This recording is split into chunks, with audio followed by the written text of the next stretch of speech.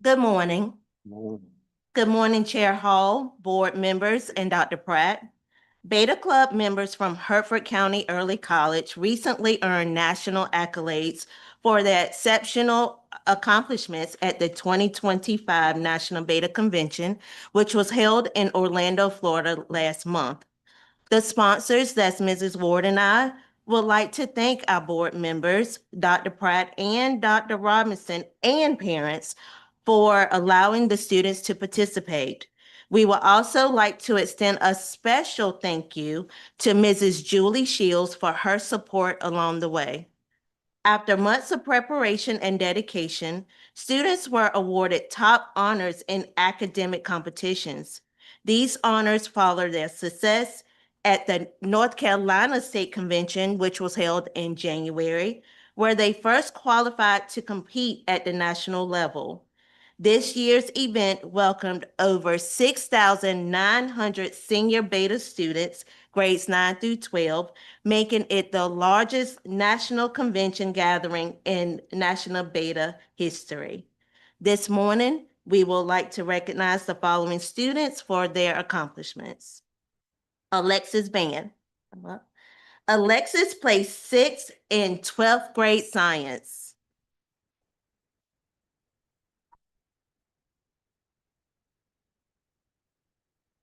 Dallas Long, she placed 4th in 11th grade health and physical education.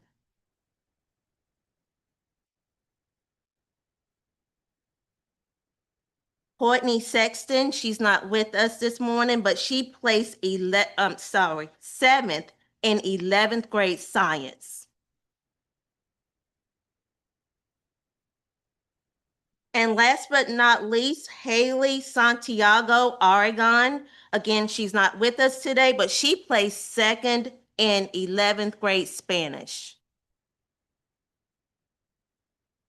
Again, we want to thank you for your support and your allowing us to go. I know there was a concern about the train ride, but it was excellent. It was great. We enjoyed ourselves. That's it. Thank you. Need to take that photo. Yeah.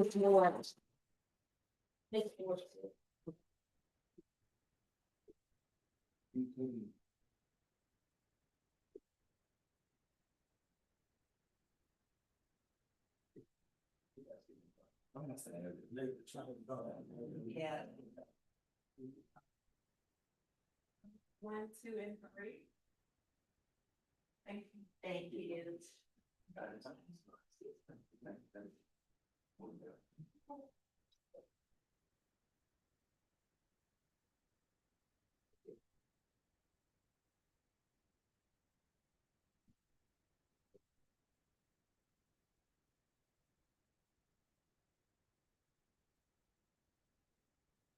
Good morning. I hope everyone is doing fine this morning. To our students that received their awards, just want you to know on behalf of the board, we are very proud. We know that you were excited about your trip. I also took that train ride at one time, and it was quite a distance, wasn't it?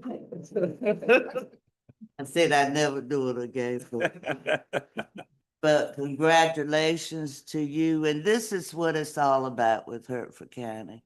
We need to let our students know when they do an excellent job. And when you try very hard to do your best, you see what happens. It's the experience that counts. You're going away, meeting new people, seeing new things, and trying new things that you have not tried before, stepping out of your comfort zone. So we congratulate you, and we want you to know how proud we are of what you have accomplished this year. Good luck to you in the future.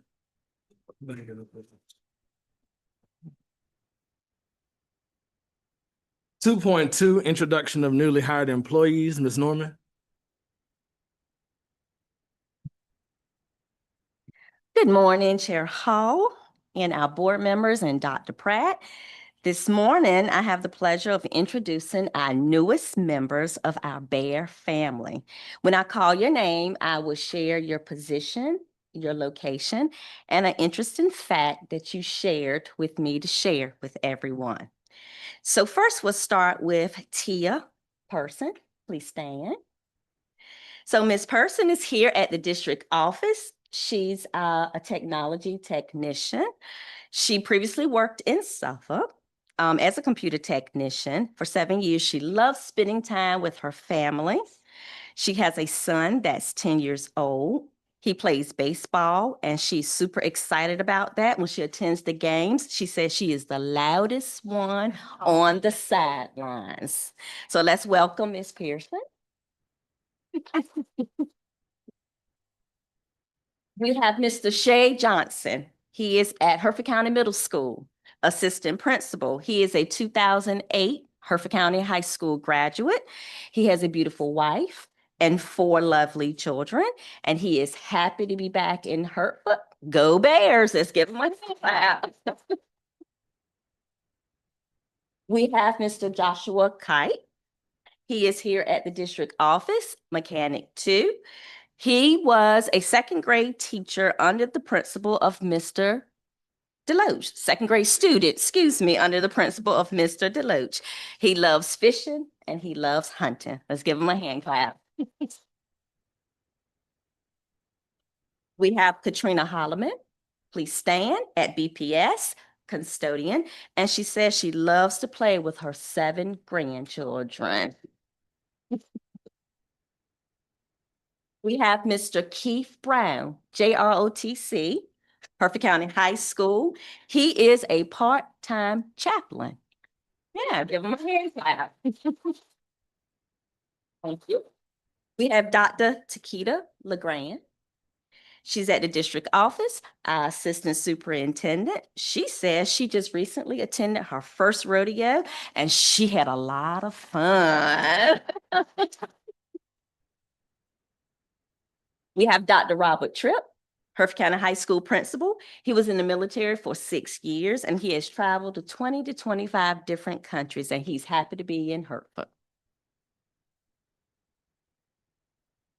These 2 young ladies aren't new to the district, but their position is new. So we have Shamika Archer. Please stand. She's our health science coordinator. She is passionate about baking sweet treats, getting lost in a good book, capturing thoughts through writing, journaling, and exploring good food, she says. Miss Pamela Scott, our AIG lead. She said that she loves her grandkids, she loves shopping, and she loves to line dance as well. And we have Karen Branch at the district office. She's our interim EC director. She is a fabric wizard. She said, while others stress over puzzles, she calmly wrestles a mountain of fabric scraps into a perfectly squared masterpiece, armed with scissors, pins, and probably more thread on her clothes than in a quilt. Let's give her a hand clap. That is all. I turn it over to our board member. All right, will the new employees please stand one more time? You all stand so we can see. All right. All right. Truly, and I don't just say this, you could not have joined a better family than the Bear family here. Look around this room, you'll see all these smiling faces. We are one big happy family. Doesn't mean we always get along or agree, but we get things done, and you couldn't have chosen a better school district to be a part of. We certainly welcome you, and we hope you're here for the long run. We're excited about starting the new school year with you guys. And if there's anything that you need, please don't hesitate to let us know, let the superintendent know, and we'll be happy to try to support those needs. And again, welcome and thank you all. Do we have any public input, Ms. Freeman? All right. At this time, please feel free to stay, but we'll have a brief recess for those who may need to leave. If not, we will keep on and continuing on to academic excellence. 3.1 MOU with Ronald Chawan Community College. Ms. Pate.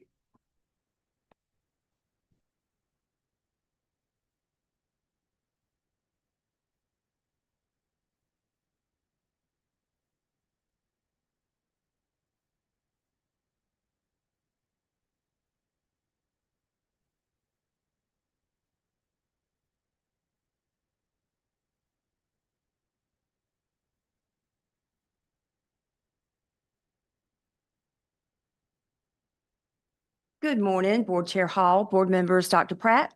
This morning, I stand before you to present the current MOU for our high schools. You should have a copy of the MOU in your packets.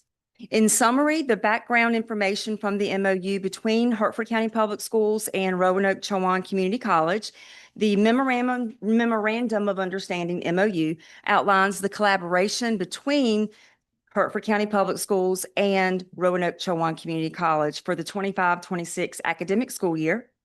The agreement supports Hertford County Early College High School, C.S. Brown High School, STEM, and Hertford County High School.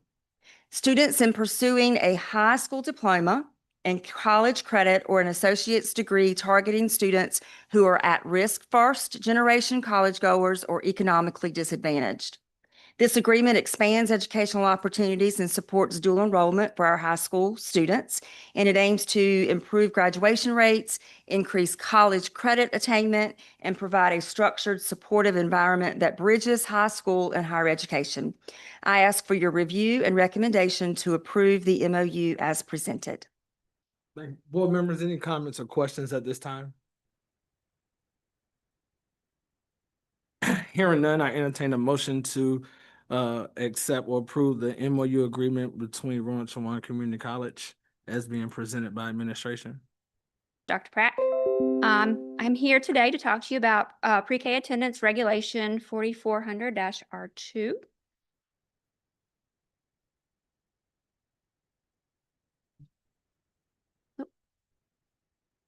As always, we start with our mission, vision, and core values of the district, which is hugely important to our youngest group of learners. We want them prepared and equipped for success when they get to the high school and beyond.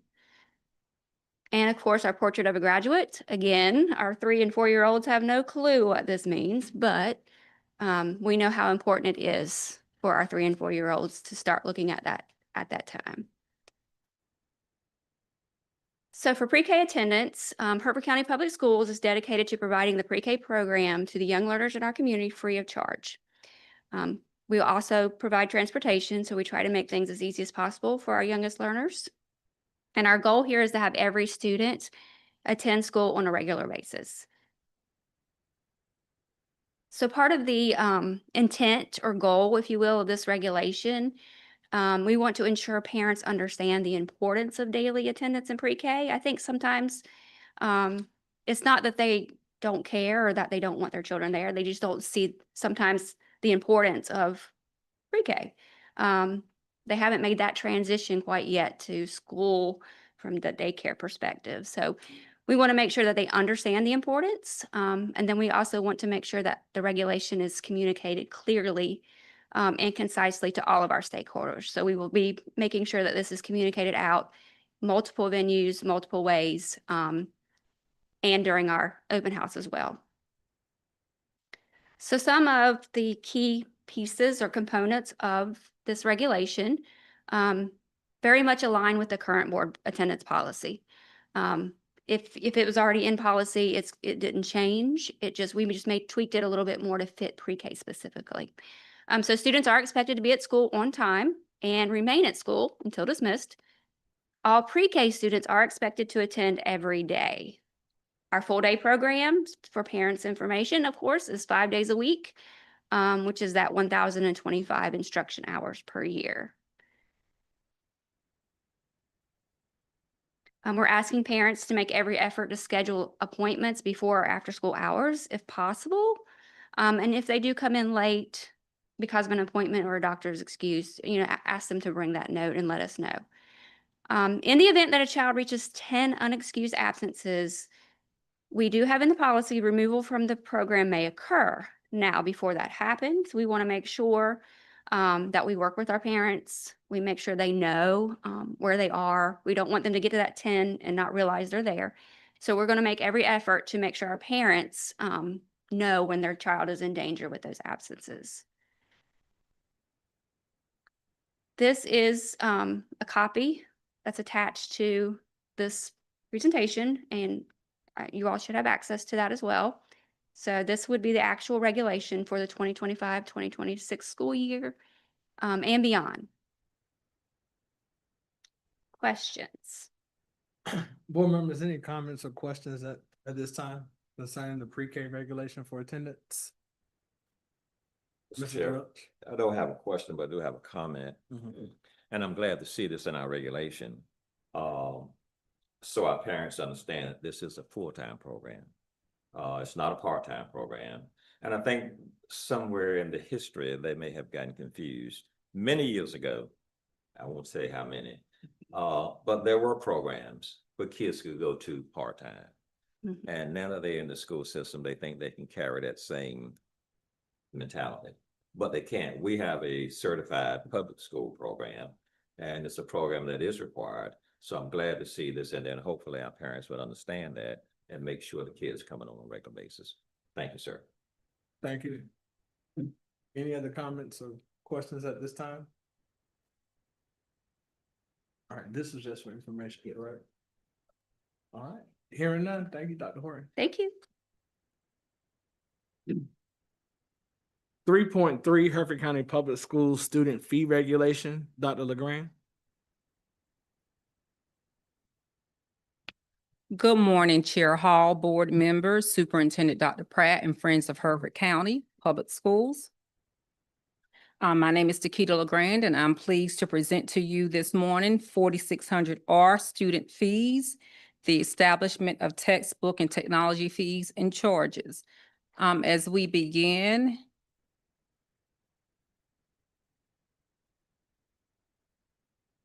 and we look at our mission statement, we know that our mission statement is clear on our ability to make sure that we provide a high quality education for our students to make sure they're globally competitive and equipped for success. And this regulation bears that in mind as we make sure that we have access to high quality curriculum materials as well as instructional materials. And as we think about our vision to cultivate today's mind and impact tomorrow's learners, we want to make sure that we focus on our core values. And at the heart of this regulations, we want to make sure we're looking at shared accountability with our parents, our students, as well as our staff members when we think about being good stewards of our resources over time. And when we think about that over time, we want to look at this administrative regulation from a proactive standpoint and looking at where we are today versus where we were yesterday. And over time, from an administrative standpoint, from a budgetary standpoint, we are not where we are today and where we were yesterday. And when we look back 5 years ago, our allotment from funding from the state and from federal, we were at about $25 million. And right now we're projected this year to be at about $23 million. And that number has continually to decrease for the past 5 years. So as we start being fiscally responsible and looking at where we can make sure that we're making sure that our resources last over time and that we're being responsible replacing our resources, we want to make sure that we give fair notice and that we're all being responsible and doing our part. So once again, this regulations make sure that we're placing everyone on notice and that we're being good stewards of the resources that we have and that we don't have to replace resources at a higher rate than we have in the past. We're looking at responsible and fair use. And with that being said, we'll look at our portrait of a graduate, which tells us about collaboration. We want our students to be creators. And we know when we look at our portrait of a graduate, we really can't do that without our students having access to good technology and good devices. And when we look at our current one-to-one initiative, our last refresh here in our district was in fall of 2022. And that cost the district about a little over $1.4 million. And so when you think about technology, you typically do a refresh every 3 to 5 years, which means we're coming up this fall where we should start thinking about another refresh.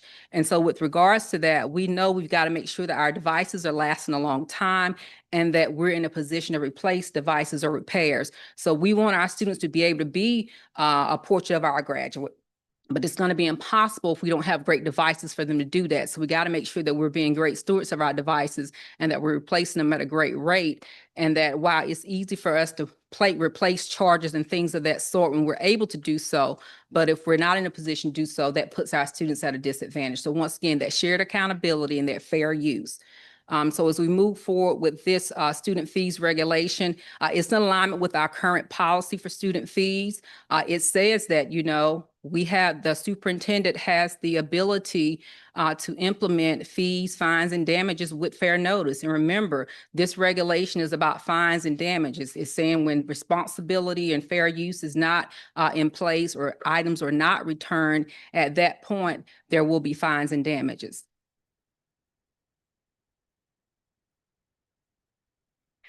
Some highlights of the policy include notice of fees. We want to make sure that we are fair, that we give at least 30 days notice, and that collection of fees will be following the accounting practices that we have in place, and that principals or the principal's designee will collect the fees. Other highlights include textbook fees and charges, making sure that when the textbooks are actually provided to our students in advance, that the committee or people who assign the textbooks understand and they have a process in place to inspect the quality of the book before distribution and after collection to determine the level of damages at a fair fee rate, and that the damages would never exceed the actual value of the textbook. And of course, there's a prorated schedule here for lost or unusable textbooks. And then, of course, with technology repair, you can never really determine the cost for repair. So, of course, that varies with market rate and whatever the supplies are. And then we have replacement costs here for devices prorated based off the value of the device over years. And the rate here, the cost is actually $455. And the final copy that will be in your packet or should be in your packet, which is device cost that was at the fall 2022 mark. So that number should say 455 and it should be prorated down. And of course, that number should never exceed the actual current market value of the device. And in the event of theft, the student will be able to provide a police report. And we would definitely not hold someone accountable for being a victim of theft for a device with a police report. And then, of course, there's a link to the full administrative regulation for your viewing linked within the presentation. Thank you. Any questions or comments at this time, board members, concerning the student fees? I have a comment, Mr. Shields? and it's probably not going to be very popular.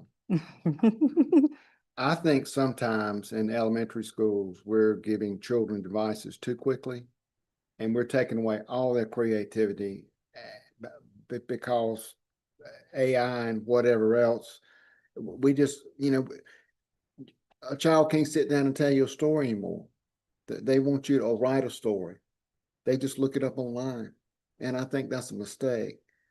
I would like to see us back off on technology in the lower grades and increase it as we go further, because I just think I think that's kind of sad. I really do. That's just a personal comment. I'm not an educator. I'm the only one that's not an educator, but just from being, I don't know. Everybody, the first graders have telephones. What the heck, or cell phones. This is crazy. But anyway, that's somebody who's old who's saying that. So anyway. Well, Board Member Shields, I think you're gonna love the next regulation that may be forthcoming. Well, no, I'm not either. And I'll tell you why I'm not. The reason I'm not gonna like it is because it doesn't include all of us either. I think it should include everybody, not just students, but I think it should include staff and administrators and everybody. I do. So I kind of like it, but I don't like it a whole lot. Well, I like your balanced approach. Okay, thank you. Mr. Deluxe? I'm not in opposition to my board member for what Mr. Shields has said. I sure understand the philosophy, but I also believe that if we're going to expose students to the real world and what's coming in the future, they need to have some sort of understanding of what's coming. And then too much can be too much. And I think you answered the question for me. I think we have to have a balanced situation. And where that balance is, we have to figure out where it is. Nobody knows right now, but we have to figure out where it is. But I did have a question for you, Dr. LeGrand, and I know you knew. And this question might be for our superintendent and maybe the technology people. How did we function last year under this program? Were students obligated to pay? Did they pay? Did we have a problem with them paying? Can anybody answer? And not to you, okay? Well, I did ask, You and, did? and we have been in a position in the district to take care of our students. I mean, if someone lost a charger, we replaced it, and we've been able to do that so graciously. But for the last 5 years, we've been allotted $25 million. This year, we've been allotted 23 million. And up until this weekend, we was going to be reduced funds from the federal government that we so graciously now will receive. So when we think about decreasing in funding over time, we don't, that will not be sustainable. So when you start thinking about sustainable practices and budget reductions, at some point, you got to realize, is that going to be a sustainable practice? And also, when I talked with Superintendent Pratt and our technology staff, we talked about our refresh. The last time we had a refresh was fall of 2022. And so if you look at a cycle of device, we should be having a refresh right now in fall of 2025. And it's my understanding, Superintendent Pratt, correct me, but our capital budget removed our refresh for this fall for our devices. And we don't have new devices in the budget. And I'm really Yeah. not talking about Yeah. device. I'm talking about were students responsible for paying fees last year? And if so, did they? They were not responsible. No. They were not last year. So No. this is something new for them. Yes. Want to make sure because parents need to know that. Yes. Okay, Yes. That's my point. Correct. Okay. Thank you. Yes, thank you. Any other comments or questions at this time, board members? Is this for information? Yeah. All right. All right, Thank you, Dr. LeGrand. Thank you. 3.4, student use of wireless communication devices, implementation procedures, Dr. Ullman. Good morning, Chair Hall, Here it comes. board members, Dr. Pratt. I do have the privilege of standing before you to introduce our wireless communication devices regulation. As always, we start with our mission, vision, and core values. Our wireless communication devices, or our WCD regulation, will help us help our students and families have a quality education. It'll hold us accountable, and we'll keep striving for excellence is one of our core values. Our portrait of a graduate is next. And now we'll get into the WCD regulation. This regulation complies with the session law 2025-38, and this is a communication of proposed implementation procedures for all stakeholders for this school year and years beyond. Why this regulation now? We are working to decrease the amount of distractions from instruction. We're addressing the youth mental health crisis that's occurring. Our work aligns with the Governor's Advisory Council for student safety and well-being. It is the law, and we actually researched some feedback from North Carolina and Virginia PSUs. The process to create this proposal that you have, it started with 2 of us being assigned to gather information. Dr. Pratt formed a subcommittee of 4 of us. We had 11 of us reviewing it with the senior team. We made some revisions. While we had our MTSS core behavior training last week, we consulted our school leadership, principals, assistant principals, lead teachers, part of the MTSS teams, received their feedback, and then we made revisions and reviewed it again with senior team, 6 members of that team. When I had this assignment, I wanted to see what our data story looked like. So looking at our discipline from last year, we had 23 cell phone office referrals. We had 71 additional incidents that involved some type of cell phone use. And out of those 71 incidents, we had at least 26 out-of-school suspensions ranging from 1 to 6 days. Highlights from the regulation that you have a copy of: it promotes uninterrupted learning, student safety, and responsible digital citizenship. We're required to provide instruction on that. It includes cell phones, smartwatches, earbuds, tablets, laptops, gaming devices. It's wireless communication devices. Devices must be powered off and out of sight throughout the instructional day. It applies to all students during transitions, lunch, and restroom breaks. We will have annual distribution of information to families and staff. and an acknowledgement form.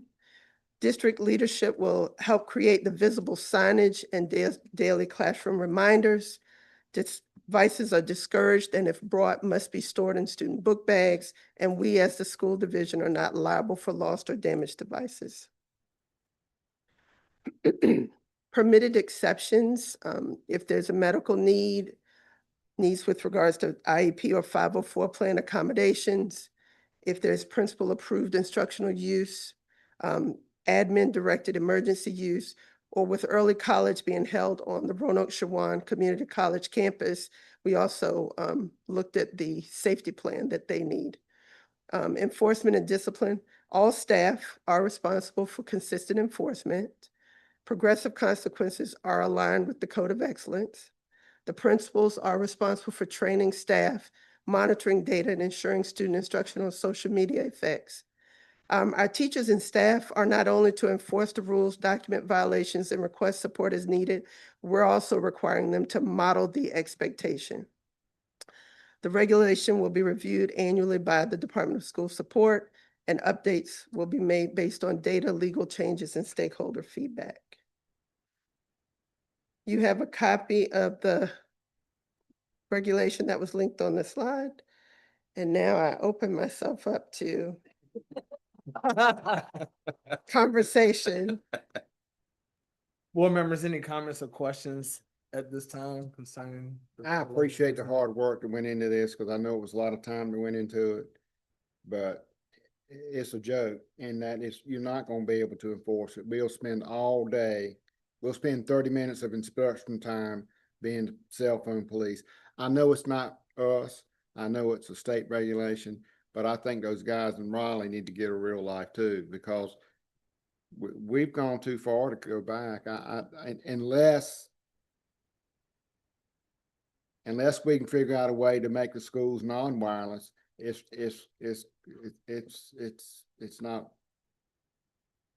not feasible. I mean, I don't think, and I'm not gonna spend a whole lot of time on it, but I just,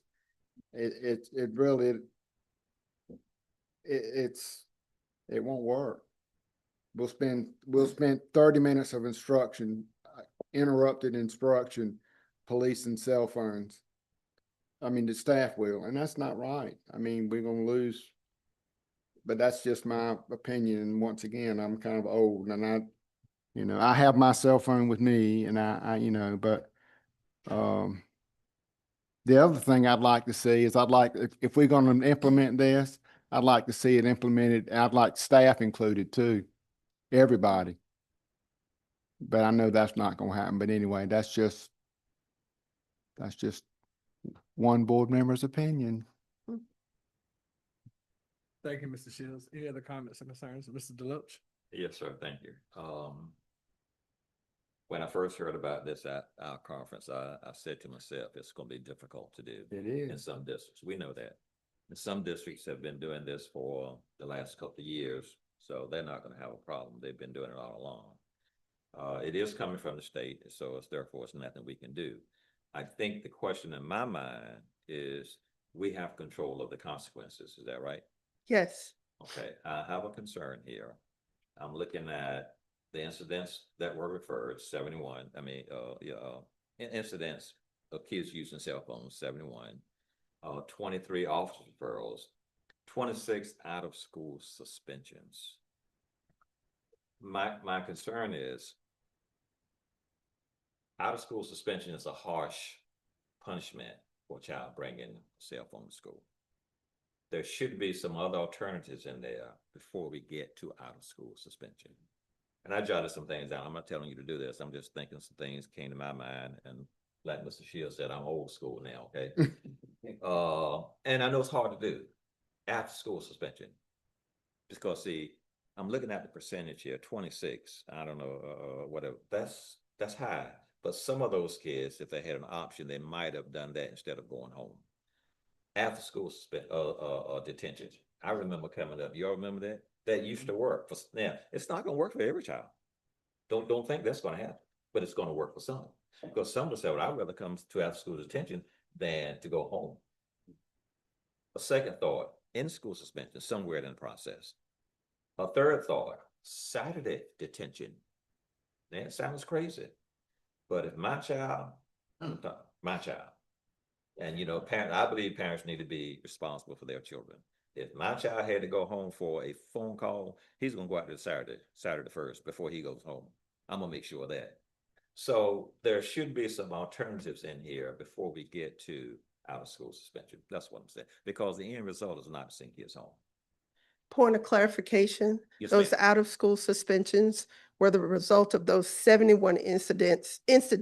Could have been fights, could have been other situations that also involved a child with a cell phone. Glad you said that, because what I wrote down here, unless there was some other reason Right, that led to that. I Right. understand that totally. You do Yes. you do what you have to do. yes, But then to me, in my mind, they're really not being suspended for the phone call, they're being suspended for disrespect or whatever. that is whatever. correct. It Right. just But happened it to did- but it was involve the about a cell phone- phone. It was about a cell phone. So anyway, I'm finished. Thank you. Included, that's it. I think we have included, we'll go back and look at that, some, what we call an R3 consequences, which is our in-school suspension, for the program. I would like to mention to the board that the law, effective date is January 1st, 2026. And so this became very problematic in our discussion about how did we want to start school and change kids' mindsets in January. Right. And so we really wanted to get ahead of this game and start out in August so that we wouldn't have to do a lot of changes in January. I agree. So we created the regulations. Now, I know that our partners with North Carolina School Board Association will give us some updates on our cell phone policies in the fall. So we'll have some changes to our policies in the fall, and we may have to come back and adjust our regulation on this policy, but just wanted to make the board aware that officially it starts January 1st, but this will be difficult to implement in January once students have established routines. I agree with you, Mr. I think that's smart. We need to go ahead and do it Yeah. now. If we're gonna And do it, make we need to do modifications it. later if we have Right. to. But I still would like to see some alternatives. And we got Saturday detention, after school Yeah, detention. yeah, and there might be some other ones out there. I don't know. I just have to think of something. And I do agree with, Mr. Deloach, David, Mr. Shields, I understand what you're saying too. We have had a problem with, cell phones, and a lot of problems come by teachers asking the students to put phone away, you know. But I do believe it can be done. We'll have to start on it in as soon as possible. All staff members have to be a part of it. It will take time. I understand what you're saying, Mr. Shields. It'll take time, but it'll take determination. With teachers, administrators, I think it can be done, and I do believe it was a distraction. If we continue to work on it, if we continue offering whatever, Saturday school, after school, but whatever needs to be done, I think if it happens and some students have to stay after school or go on Saturday, you'll see it decrease. It's just a matter of continuing to work on it. But I do think it'll work. And one other comment. It'll if I may. take time. Go ahead, Ms. Ward. I'm through. One other comment, if I may. When the referral gets to a principal, whoever makes that decision, you know, they should have some leniency and some understanding. You know, if you got a child out there who's called mama because the child is sick and need to go home critically, somebody needs to understand that just because a child has a cell phone and use it in that instant does not mean that child needs to be punished or whatever. So our people need to be cognizant and aware of the situations, is what I'm saying. Correct. Yeah, because phones can be helpful. They can be helpful, you all, to us. Absolutely. If we have a problem, they can be helpful to us. So. They can be helpful, Yeah. but with my experience with cell phones, you know, Yeah. Sometimes they go, we know what they do. Oh, yeah. Oh, yeah. Social or Yeah, we know whatever. social with media, them. yeah. And we do have to remain steadfast in what we're about to do with them and let them know if they need help, we're there to help them. Mhm. You know, we understand some situations, but this is the policy. This is the way it's gonna be this year. And please make sure they understand that it's coming from the state. Yes. Yes. I think just to be totally transparent, to make sure everybody understands that we also put a line in here that our Chromebooks are only technology devices that should be brought to school. So we're not bring your own device district. And so we have some students who bring their own iPads and things of that nature. We're asking students this year not to bring those because we can't police those and making sure that they're powered down and things of that nature. So just our Chromebooks will be allowed. We did have a healthy discussion about staff. And what staff should be doing in these situations as well. And so our language is here with staff is that they should model those expectations. So we don't expect staff to have their cell phones out during instructional time. They shouldn't be calling them, things of that nature. Now, K-5 do use their cell phone for Class Dojo. So they're giving kids points and things of that nature.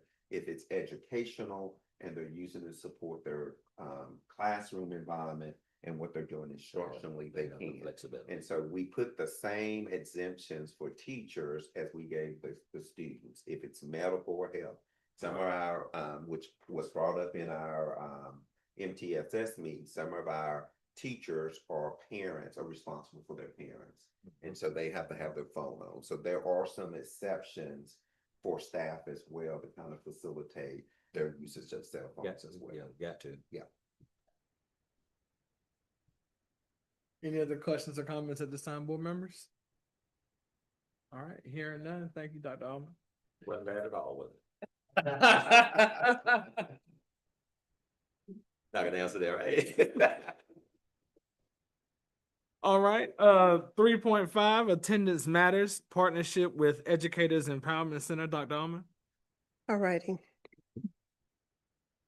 Chair Hall, school board members, Dr. Pratt.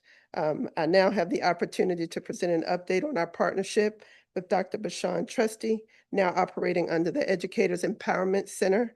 As we move into our third year of working together, I'm excited to share the progress we've made and the impact we are continuing to build.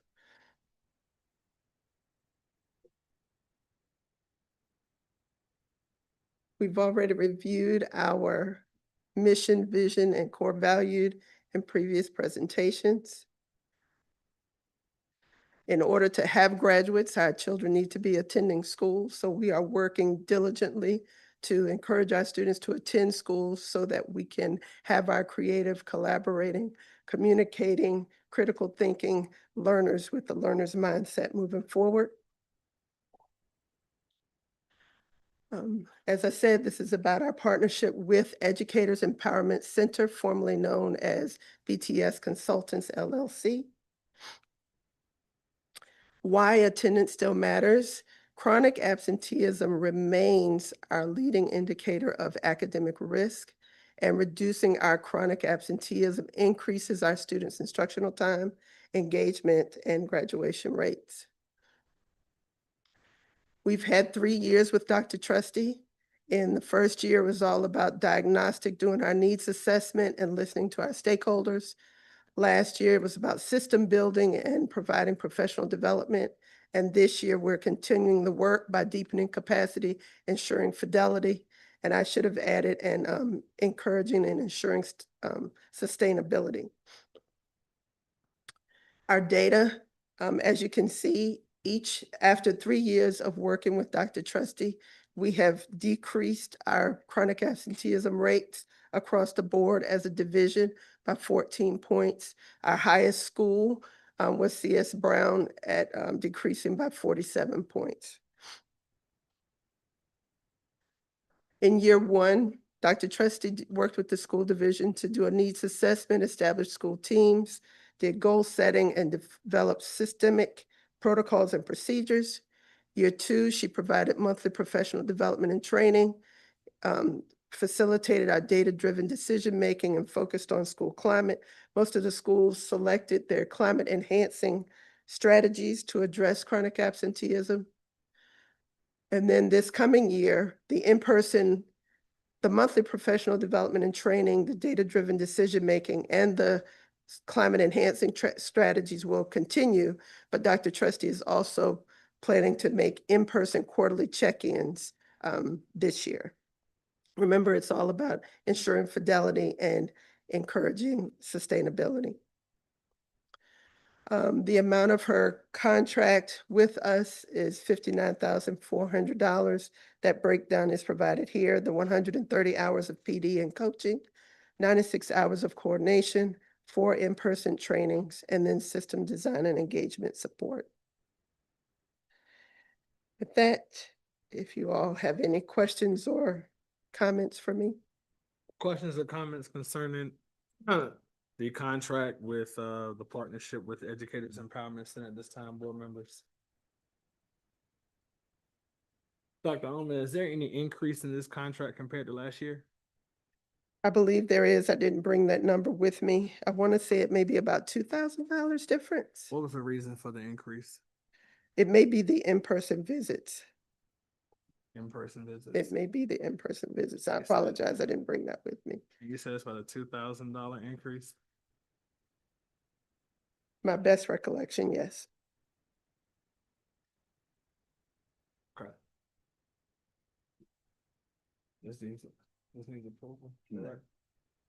No, you can approve. Okay. If there are no questions or comments, board members, I entertain a motion to approve the contract as presented by administration concerning the partnership with Educators Empowerment Center. Motion to approve. Has been motioned and properly second. All in favor state aye. Aye. All opposed? No, Motion carried. Thank you, Dr. Ullman.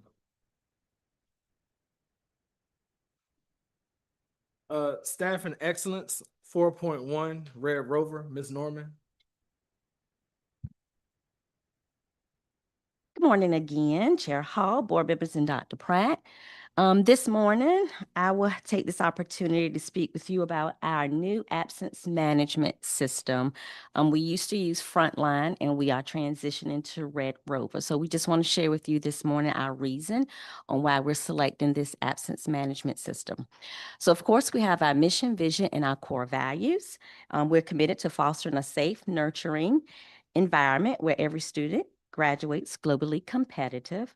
And of course, we have our 5 core values: student center, equity, accountability, excellence, and collaboration. We have our portrait of a graduate. These are the traits and skills that we know our students will exhibit when they graduate from Hertford County High School.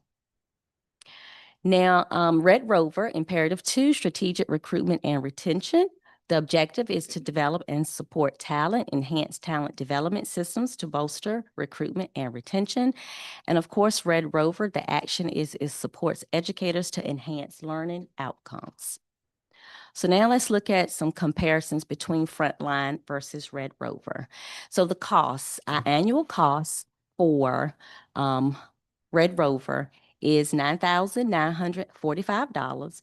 There will be a $2,700 first-time implementation. So the cost is $12,645 for the first year. The cost for Frontline is $12,494.85. That $2,700 is only for the first year. So after this year, Red Rover will only cost us the $9,945 with a savings of $2,549.85 after 25-26. So that's a cost saving every year. Time saving, it integrates with Link. And it decreases the manual phone calls that substitute teachers have to do with the administrative staff. Whereas with Frontline, it did not automatically integrate with Link. So that's continual time that administrative staff have to manually put things in. So the benefit, of course, is it reclaims that valuable time for staff to dedicate to other duties. Red Rover has a mobile app. It's free and it's fully featured, real-time job alerts instantly that our substitutes can receive, and they can respond quickly. Frontline is limited functional and it requires browser login. So of course, benefit is substitutes receive instant notifications, text, email, mobile app when a job is posted, and this leads to a quicker response time. And of the customer service with Red Rover versus Frontline, customer service has a 13-second chat response and we get to talk to a human. Okay. Whereas Frontline, it does not have that response. We email, we do phone calls, and it takes weeks for them to respond, which is, not functioning for us. So good customer service makes us feel like our concerns matter. And that time, of course, is very important when it comes to comparing when we need assistance with Frontline versus Red Rover. Some additional districts that are currently using Red Rover, you can see here, Thomasville, Winston, Yancey, Gilbert, Johnston's County. And this link right here is someone who is using currently Red Rover, and just that feedback and how easy it is to use.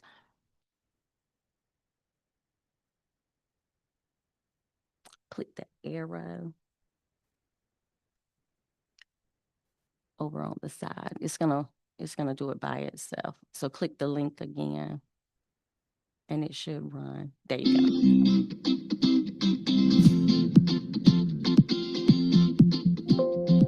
We hire between 20 and 30 subs every month, and they get it. They're able to, with their 1 hour orientation, they're able to download the app, log in, and many of them even accept an assignment for the very next day before they leave that orientation.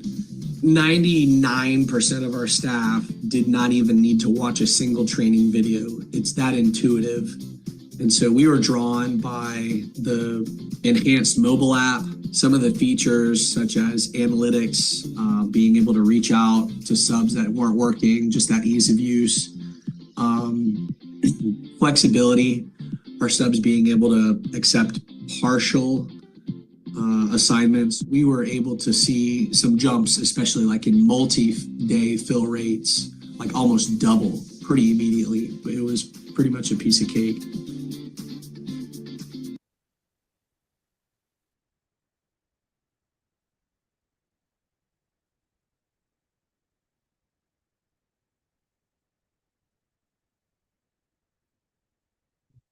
All right, thank you. And this is an example of the text messages that our substitutes will receive. You can see it comes directly to their phone. They're able to say yes, no. Once again, having that instantly to be able to respond. And then, of course, our why. So Red Rover offers a modern, user-friendly platform that streamlines absences and substitute management through real-time job alerts. That free mobile app for substitutes, the onboarding for staff.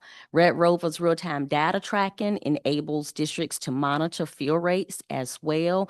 It's going to give us information that we can use for an instructional dashboard to continue tracking any time that's lost.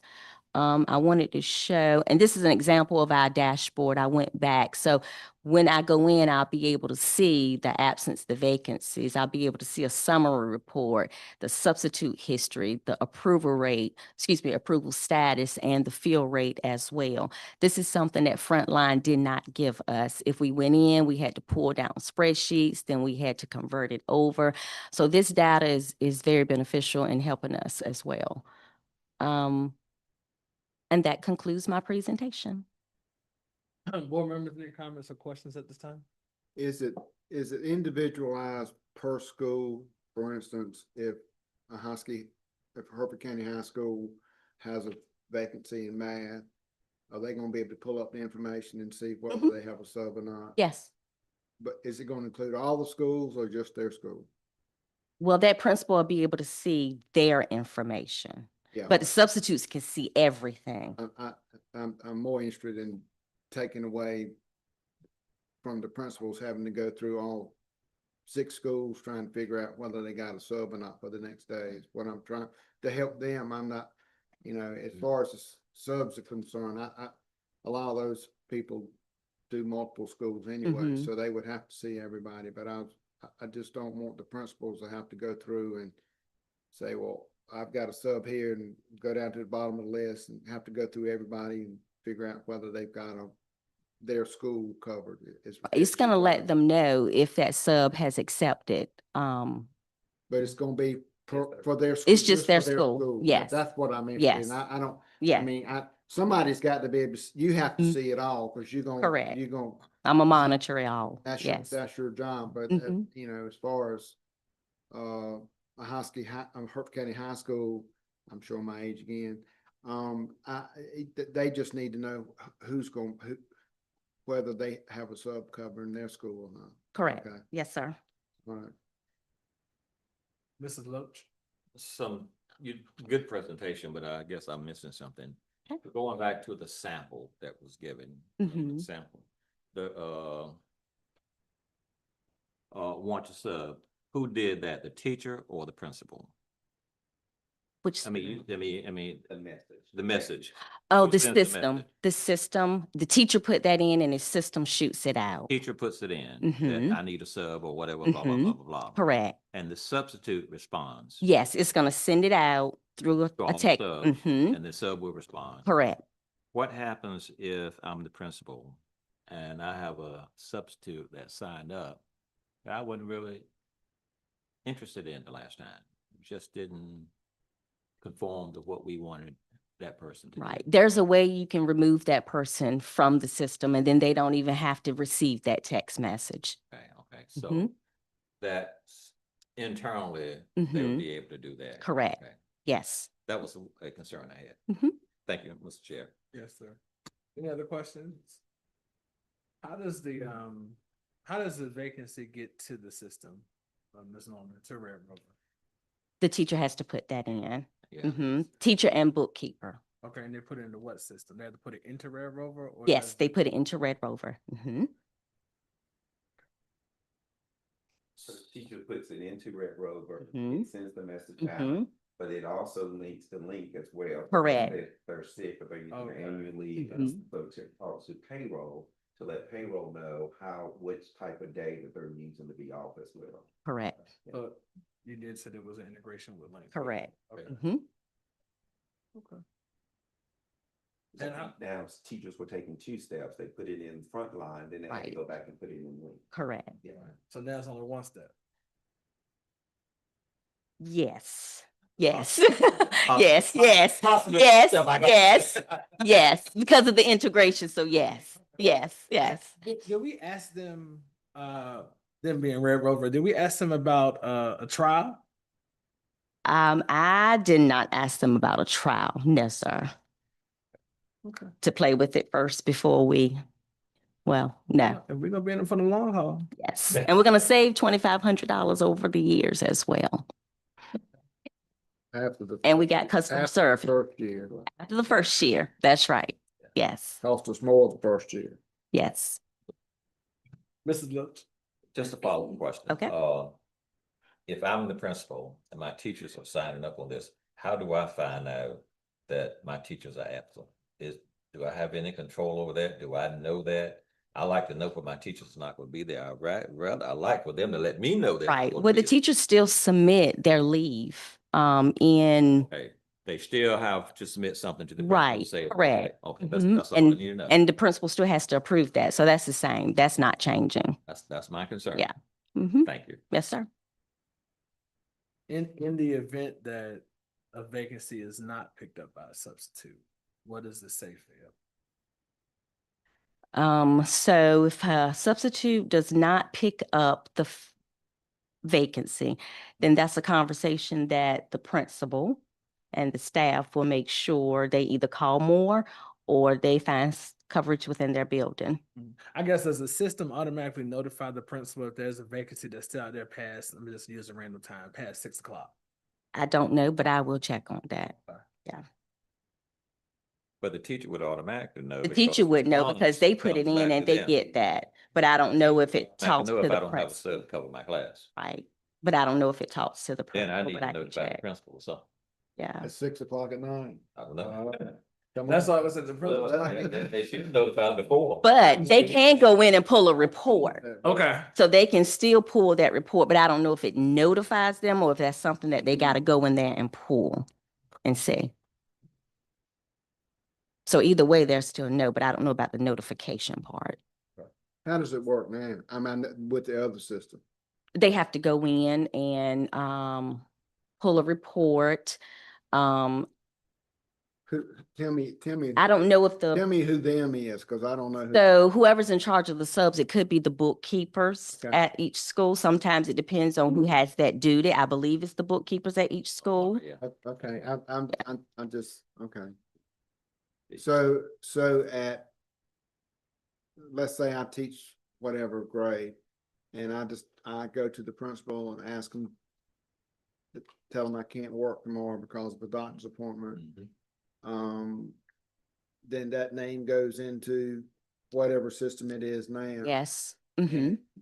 And. And it does phone calls to some. Okay, But this system is going to do text messages as well. okay, And then sometimes people pick it up and sometimes they don't. okay.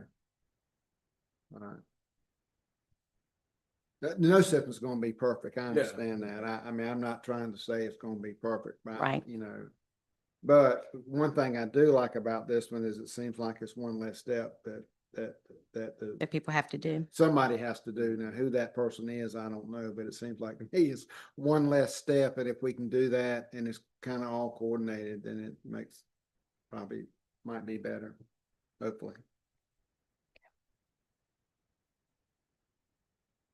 All right. Any other comments or questions? And this is information, correct? Yes. All right. Yes, sir. Hearing none, thank you, Ms. Norman. Thank you. But before you leave, moving down to operational excellence, 5.1 board policy revision second read.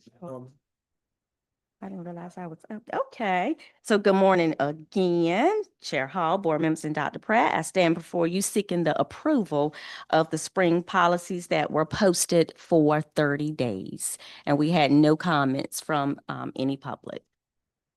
Okay. Board members, any comments or questions concerning the second read of the board policies that were out for 30 days? No. Hearing none, I entertain a motion to approve the second read of the board policy revisions as presented. I make a motion to approve the board policy revision second reading at this time. Second motion. Has been motioned and properly second. All in favor, state aye. All opposed? Motion carried. Thank you, Ms. Norman. Thank you. Okay, Scott. All right, we're gonna deviate, y'all. We had a student to come in, so Ms. Scott's gonna come back up so we can recognize that student.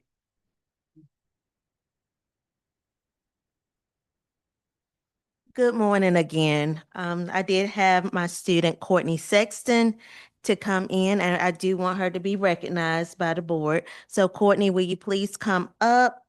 And again, Courtney placed 7th in 11th grade science. So let's give her a round of applause.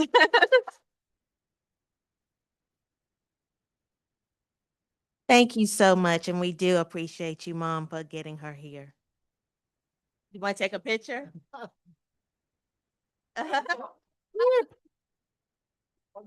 We'll make this short. We all wish you. Everybody wanna? Yeah. This picture.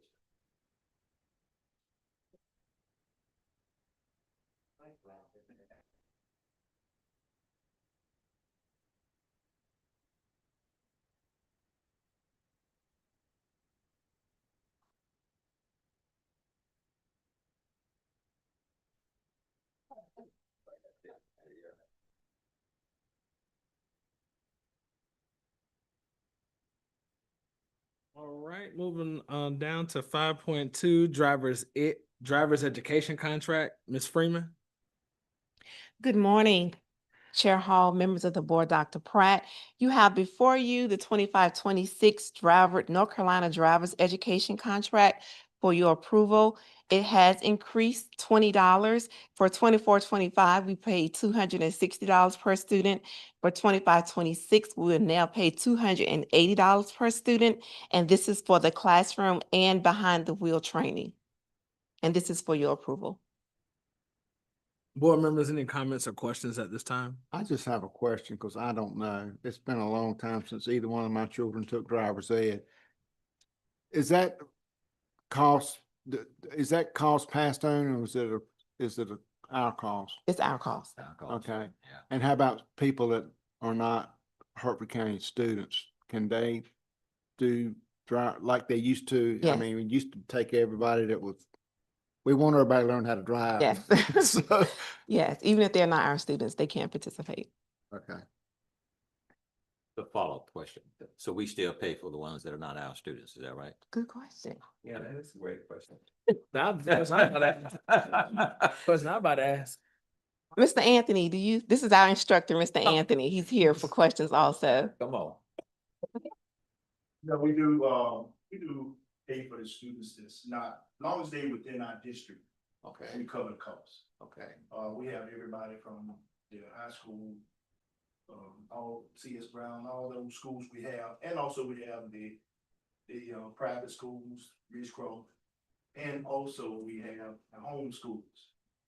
But all of them, one of the requirements, they have to be within our district.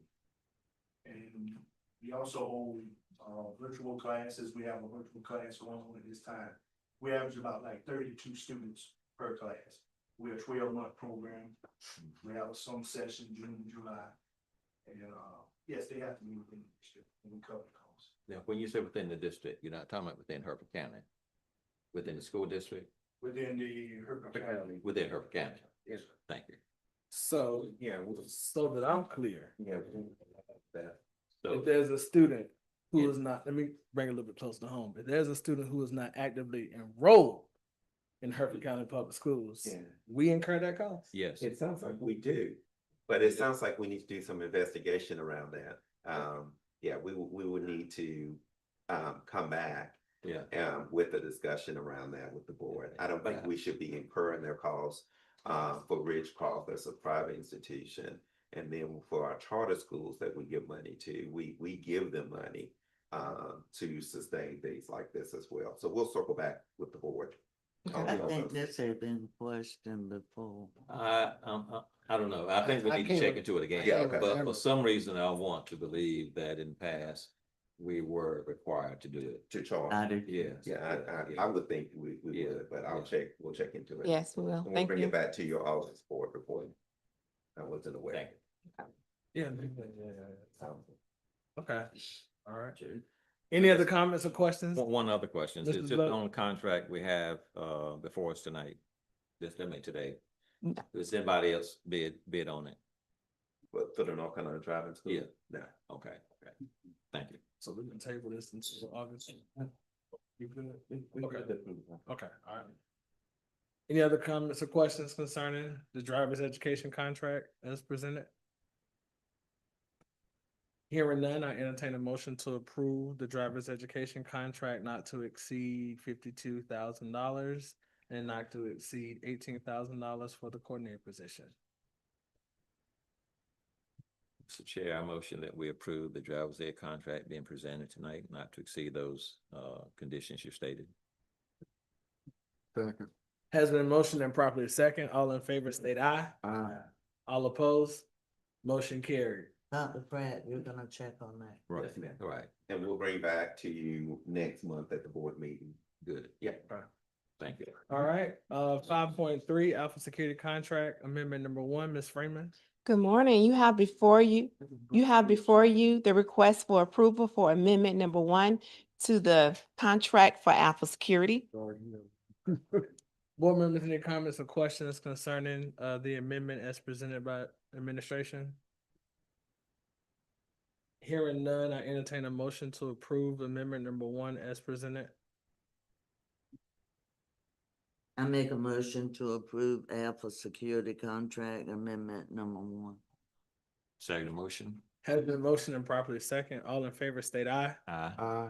All opposed? Motion carried. Thank you, Ms. Thank you. Freeman. All right, 5.4, 25-26 SRO contract, Dr. Pratt. Yes, good morning, Board Chair, Vice Chair, board members. Before you, you have a MOU with the Sheriff Department of Hertford County for your approval for school resource officers for the 25-26 school year. We're asking that we have 3 part-time officers at Riverview, Hosky Elementary, and Hertford County Middle School. This is covered by a safety grant as well for the state. So I think it's PRC 38 or 40, I believe. Okay. What were those 3 schools again, Dr. Pratt? It is Riverview, Hosky Elementary, and Hertford County Middle School. Board members, any comments or questions at this time concerning the SRO contract for 25-26 as presented? There's no additional cost to us Yes. from the sheriff's department, right? Correct. Okay. All covered by grant. That's Okay. If we exceed 170, the amount of the grant, then we'll have to Right. discontinue service at that time. Right. I'm just making sure that Yeah. that it was covered. Yes, sir. All right.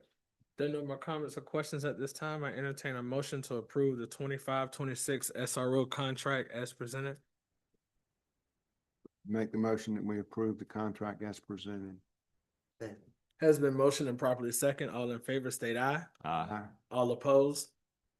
Motion carried. Thank you, Dr. Pratt. Thank All right, you. superintendent's update, Dr. Pratt. Yes, good morning again.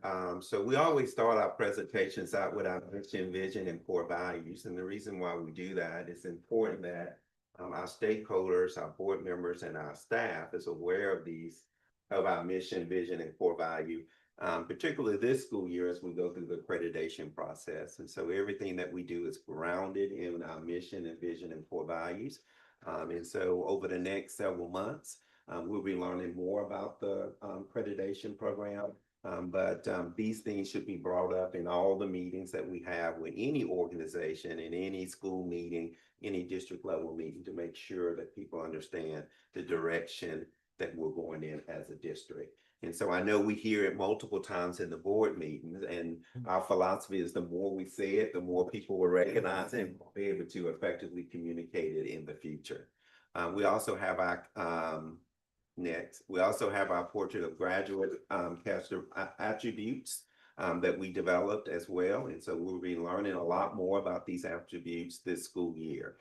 There are 5 strong characteristics or attributes that we expect our students to have when they graduate from Hertford County Public Schools. We'd like to say that we're coming off of an exciting weekend last weekend. The sound and music was done by the cultivator at Hosky Elementary. Some talented individuals showcased their talent in this play. And so we're excited about our students having the opportunity to participate in this performance at Hosky Elementary. It was a great performance, I heard, and our students did an outstanding job. We also have coming up Mother Goose Tales. That will be held, I believe, this Friday, the 1st at 7 p.m. and Saturday, August 2nd at 3 p.m. Oh, that's Sunday. Is that Sunday, August 2nd? Saturday.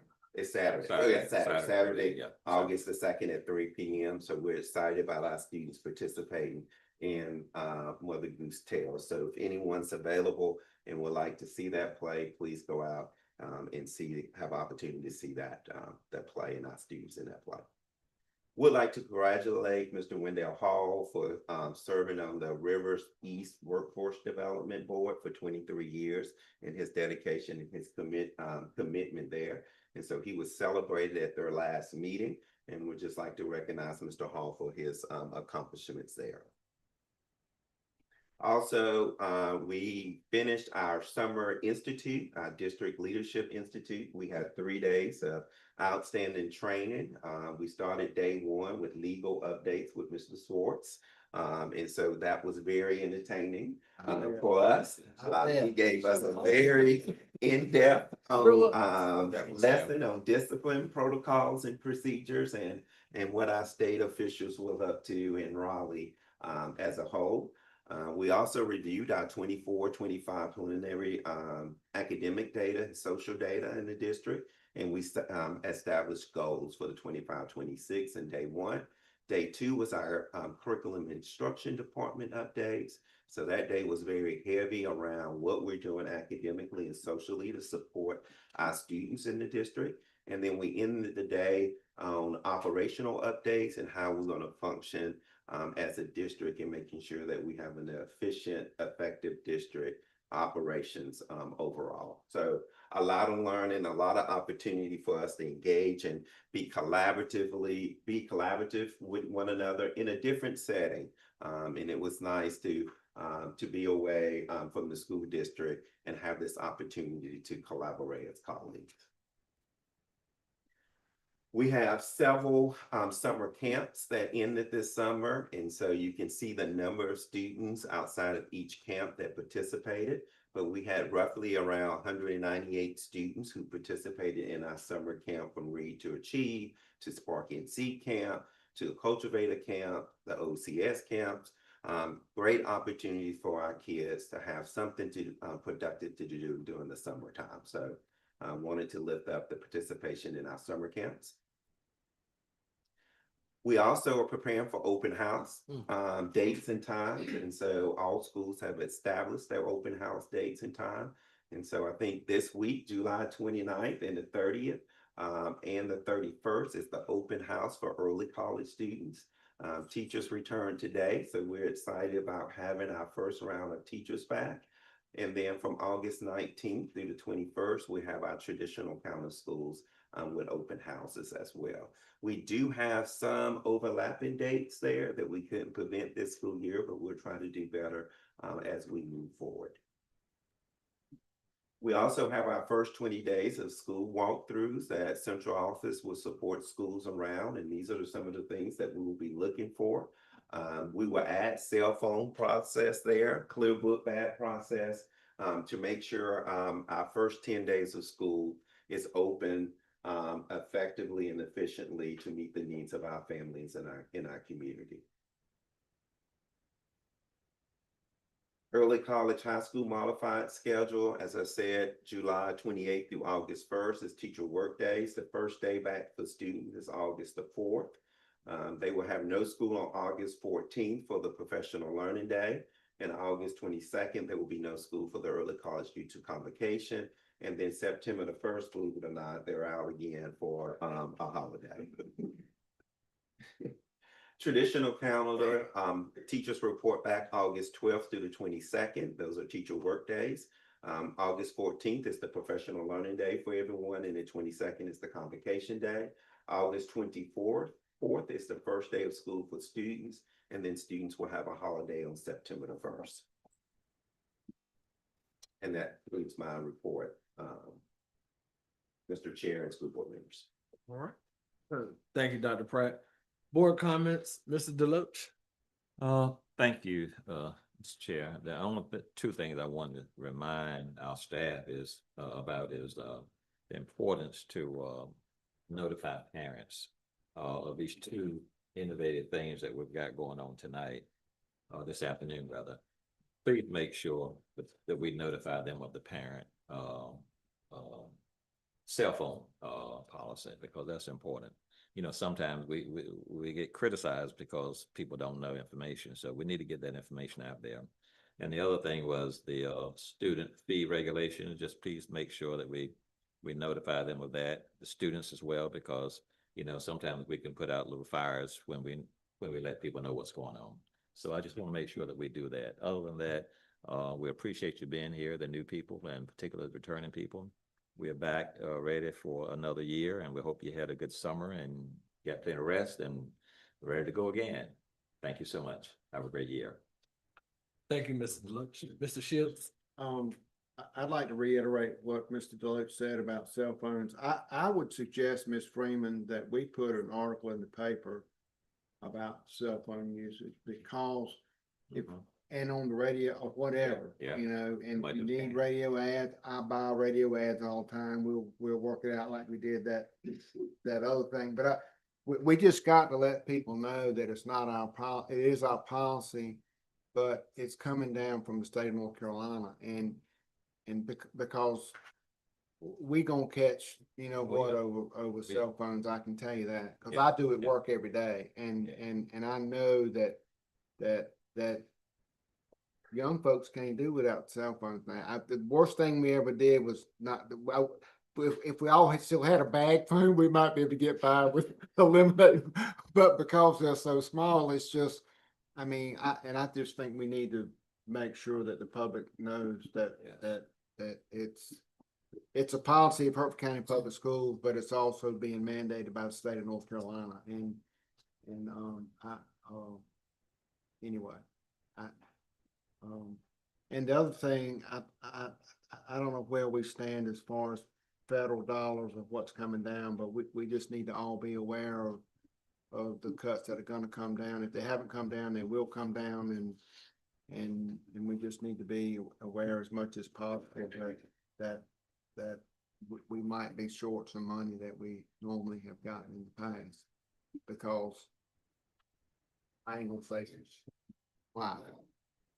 There's some folks in Washington, D.C. that don't have our best interests at heart, I think. They're trying to make public schools, but people don't want to go, and that's a shame, because public schools have made this country what it is today, and gonna continue to do that, but we're gonna have to fight for every nickel and every dime we can get. And it's gonna take more work from all of us, believe it or not, than that. We're gonna have to be more innovative also as far as what we're doing. And Dr. Pratt, we're gonna have to get on the stump and beat the drum and say it's okay to donate to public schools, because we're going to need the money, and we're going to need the additional money, and we're going to have to find a way to do, I hate to say it, fundraisers for public schools, but I think that's what it's coming to. I might be wrong about that, but I you know, for the additional stuff that we want to do, and there's a cost involved, we're going to have to figure out a way to pay for it.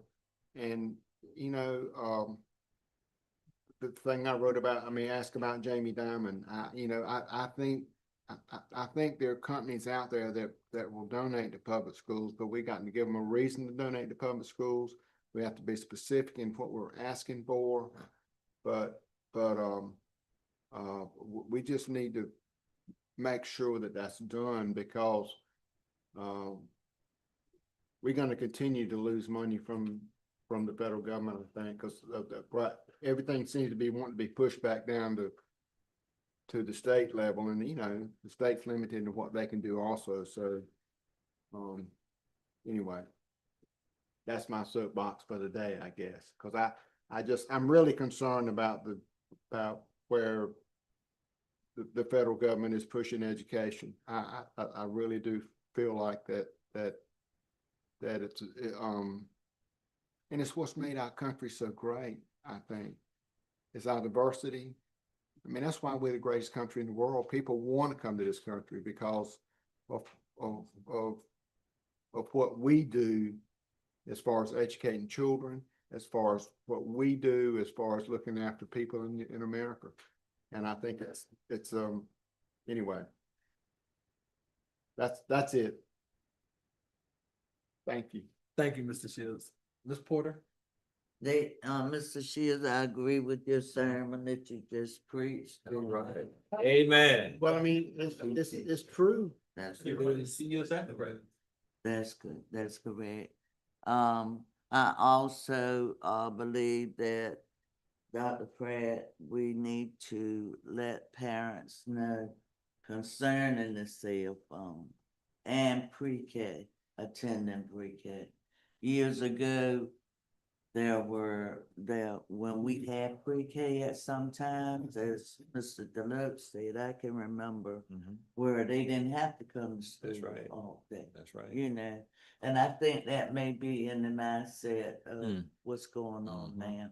So I think the more we repeat it, the more we communicate, cell phones, pre-K, and carry out our policies from day one. That's right. It's gonna take a lot of work, and it's gonna take quite a bit of time. But I think we have to be determined that this is the way it is, not from the county, but it's also coming from the state. We need to let parents know that also. So I thank you and I appreciate it if you would use as much media as you can to get that information out to our parents and students. It's hard to believe this summer, and I'm saying, good luck. You have our support. I can't believe it because it seems as if I had just told you to go home, enjoy Take your us a rest. family and friends, and have a great summer and get plenty of rest. But you know that we support you. And I wish you the very best. I know your thoughts have been running all summer. You didn't get that much rest, but whatever you need, you know that we support you. So have a good day. And I hope that you did enjoy your family and friends. That's most important. Thank you. Thank you, Ms. Porter. Certainly I ditto everything that my fellow board members have said this morning. Just one thing to say to start this school year off, let's start how we want to end. And as much as our kids sometimes don't want to listen and do this, consistency is a big key this year. So however we want our schools to look, whatever we want our students to do, let's begin how we want the school year to also end. Consistency is the key, especially with a lot of things that are coming down the pipeline that are becoming law, things that we have to enforce, not necessarily coming from us, but coming from the state and the federal government with some things. Let's be consistent in what and how we want our schools to look. You guys have done an excellent job. I've seen the hard work that you guys have been doing all summer, preparing for 25-26. Like you, Ms. Porter, it just seems like we just had graduation. We just ended the last school year and here we are again. So let's start the year how we want the year to end. Let's be consistent. Let's support each other.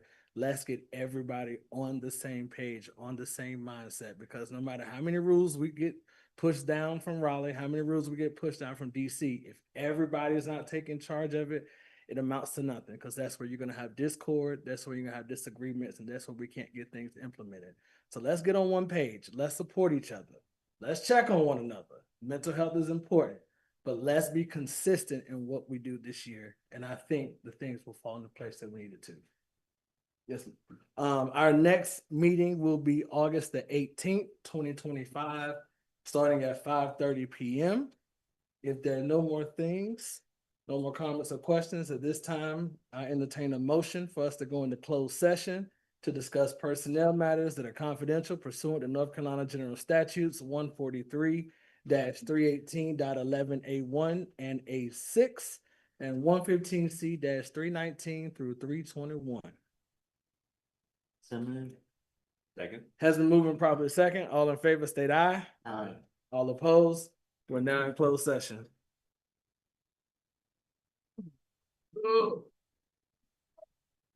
You talking to me, Ms. Porter?